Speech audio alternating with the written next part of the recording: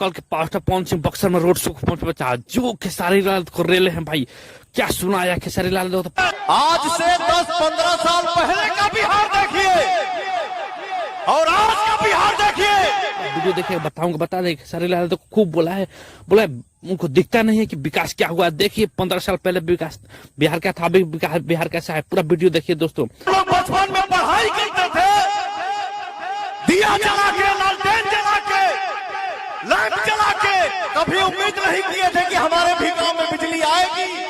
हाँ तो दोस्तों बता दें कि आपने देखा, बता दो बहुत जबरदस्त उनको रेला है और बोला है कि जब पहले हम एयरपोर्ट पर पहुंचते थे और आज के एयरपोर्ट पे पहले का रोड देखिए, पहले हम लालटेन जला के पड़ते थे, अभी का रोड, अभी देखिए हमें बिजली की जरूरत ही नहीं पड़ती, हमेशा बिजली रहती है।